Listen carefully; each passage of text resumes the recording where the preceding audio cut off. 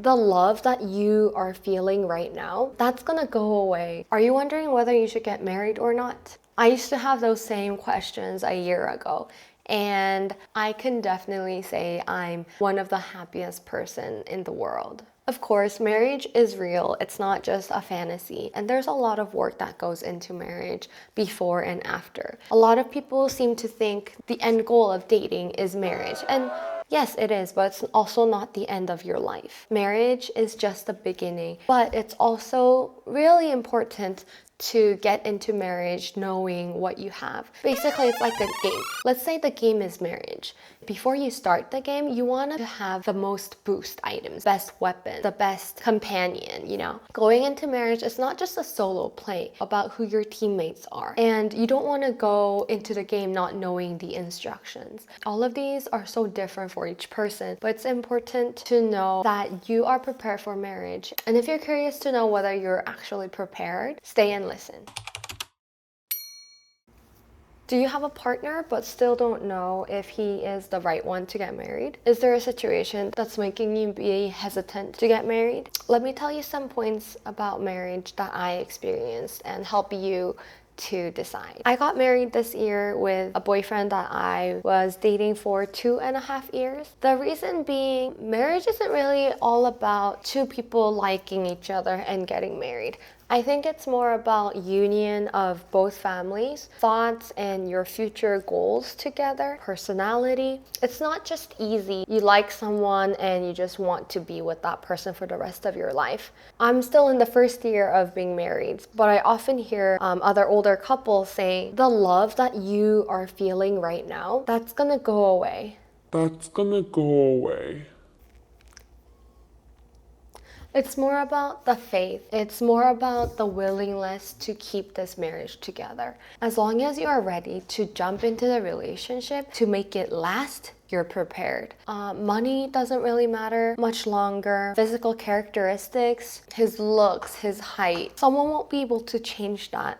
But they're also not very important. If you and your partner are ready to go into marriage, to give all in, and basically what I mean by that is no matter what he or she is gonna receive, they're willing to go the extra mile to help that person out, to serve, to help, to forever be a humble servant to that person, try his or her might, that marriage is gonna be a lasting, a happy one. And I've only experienced that for maybe like 4 to 5 months, but as long as you both are coming into the marriage with that mindset, you guys are well prepared. And if there's a few questions to talk about with your fiance, I would recommend talking about finances, children, more of your family. These 3 things were the outstanding characteristics that I saw in a person. First, finance, money is something that we can't live without in this world. See if your spendings on things are somewhat comparable. If you enjoy a lifestyle spending over $2,000 a month and your partner is double that, you are going to have money troubles. Money troubles aren't something completely unavoidable, but it's something you can have less of or have more of. So it's really important to be on the same page. Know what his finances are, know what his expectations on money is. Does he want to work as an employee or does he want to open up a business? Is he an entrepreneur? What is his spending like? Is he frugal or is he an overspender? Does he have savings? Does he invest? So there are so many questions to open up about. You also need to become more vulnerable. I've heard of many couples who haven't opened their finances until the day of or until after their honeymoon, and that's already too late. So figure out whether his finances and his mindset of money is something that you agree on or something that you could learn from that person. The second one that I did want to mention, if you get married, you may or may not want children. It's just a simple question. Do you want children? Do you imagine having children in your life? And I guess it's also nice to talk about how you may want to have your children grow up. Who's gonna be the main caretaker? So just simple questions on your future, I guess. Last but not least, family. Like I said before, marriage isn't about just 2 people. It's about 2 families coming together through those 2 people. You can actually tell so much about a person from his or her family. When I used to date people back in college, the number one criteria that I would look at after dating and even when being friends is I would take notice into how they talk about their families. Do they have good relationships with their mom, with their dad? If you're a girl, look at the way the guy talks and behaves and interacts with his mom. And boys, look at the way the girls are interacting with her father. You can pretty much tell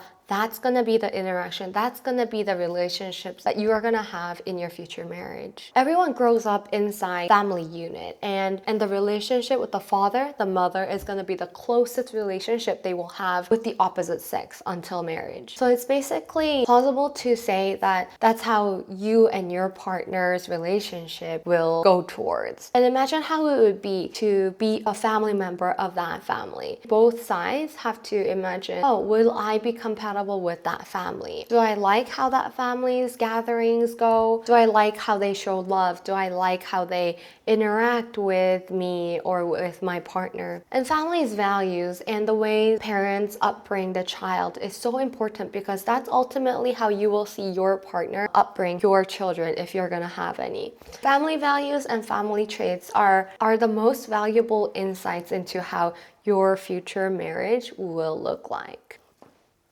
Many friends that I talk to kind of ask, how did you get the courage? Like, why did you even decide to get married so early? People ask, don't you want to be settled down before being married? Don't you think you could meet someone better? But to all those questions, I thought, those are all things that's temporary. I kept questioning, what does it mean to even be settled down? If I am more stable, if I earn more money, if I have higher standards, won't that just make it harder to find a partner to be in for good? After being married, I realized my insight was true for me. If I had waited a few years, I feel like I would already be living a comfortable life without a partner. I wouldn't even feel the greater need for one. If I had moved to a bigger city, then the people that I would meet would just all be measuring each other. And I find the older I get, I keep seeing people and I don't want to befriend them just for the sake of being friends. I keep measuring them against my standards. And I'm so glad that I got married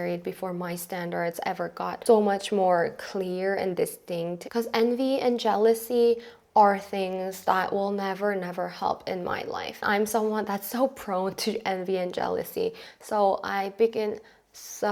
when I start comparing, I see myself as someone so low and I get depression, I get anxiety. But being married, I receive full abundant love from someone, and that just makes me feel more settled down, more loved, more belonged. And that's a lack that I've had in myself for a long time too. But before marriage, you also have to be on a good standing. You have to see that, oh yeah, I could live like this for a few years. And that means you're on healthy grounds. That means you're not ever so codependent on someone. Even as a family, you are two dependent individuals learning to come together, learning to sacrifice, be independent, figure out what you want, keep asking questions to yourself, be open and be vulnerable in your journey together. And in marriage and before marriage, communicate a lot. Good luck. Good luck.